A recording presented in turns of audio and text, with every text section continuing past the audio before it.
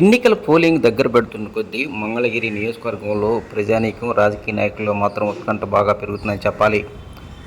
ఉదయం నుంచి సాయంత్రం వరకు సంబంధిత పార్టీ అభ్యర్థులు మాత్రం ఎండ, వాన తేడా లేకుండా నిరంతరం ప్రజల వద్దకు మాత్రం చేరే విషయంలో మాత్రం వెనకడుగు వేయకుండా ప్రయత్నాలు చేస్తూనే ఉన్నారు.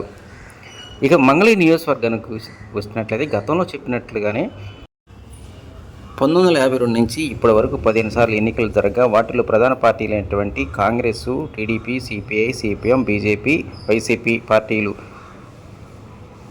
అభ్యర్థులు గెలుపొందారు. ఇక ఓటర్ల పరంగా రేపు జరగబోయేటువంటి ఎన్నికల్లో మరో 20,000 మంది ఓటర్లు అదనంగా పెరిగినట్టు లెక్కలను బట్టి తెలియజేస్తున్నారు. 2019 ఎన్నికల్లో 2,68,530 మంది ఓటర్లు ఉండగా తాజా లెక్కల ప్రకారం 2,92,503 మంది ఓటర్లు ఉన్నట్టు, అంటే అదనంగా 20,000 మంది ఓటర్లు పెరిగినట్టు లెక్కలను బట్టి తెలుస్తూ ఉంది.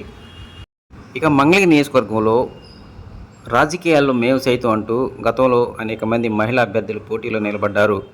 ఇండిపెండెంట్లు మినహాయిస్తే గుర్తింపు పొందినటువంటి ప్రధాన పార్టీల నుంచి గతంలో మగ వారిపై కేవలం 2 మహిళా అభ్యర్థులు మాత్రం సమీప ప్రత్యర్థులుగా నిలిచారని చెప్పవచ్చు. 1985 సంవత్సరంలో తెలుగుదేశం పార్టీ నుంచి పోటీ చేసినటువంటి డాక్టర్ ఎంఎస్ఎస్ కోటేశ్వరరావు గారిపై అలనాటి సినీ నటి జమున, అదేవిధంగా 2004 సంవత్సరంలో కాంగ్రెస్ పార్టీ నుంచి పోటీ చేసినటువంటి మురుగడ హనుమంతరావుపై తమ్మిచెట్టి జానకీదేవి. వాస్తవానికి గుర్తింపు పొందినటువంటి పార్టీల నుంచి మంగళగిరి నియోజకవర్గంలో ఇప్పటి వరకు 3 మహిళలు పోటీలో నిలబడ్డారని చెప్పవచ్చు. వారిలో కాండ్రు కమల కాంగ్రెస్ పార్టీ, తమ్మిచెట్టి జానకీదేవి, అదేవిధంగా సినీ నటి జమున. ఇక తాజాగా 2024లో జరగబోయేటువంటి ఎన్నికల్లో మాజీ ముఖ్యమంత్రి తనయుడు నారా లోకేష్ గారిపై మురుగుడు లావణ్య పోటీలో నిలబడ్డారు. 2024లో జరగబోయేటువంటి ఈ యొక్క మంగళగిరి అసెంబ్లీ ఎన్నికలు ఎన్నో సంచలనాలకు దారితీసే అవకాశాలు ఉన్నాయి.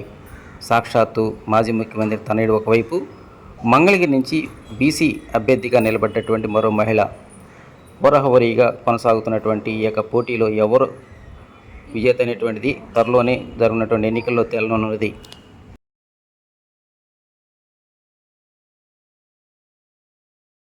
రేపు జరగబోయే ఎన్నికల్లో మగ అభ్యర్థులపై పోటీ చేస్తున్నటువంటి మురుగుడు లావణ్య మాత్రం మంగళగిరి నియోజకవర్గంలో 3వ మహిళా అభ్యర్థిగా నిలవనున్నది.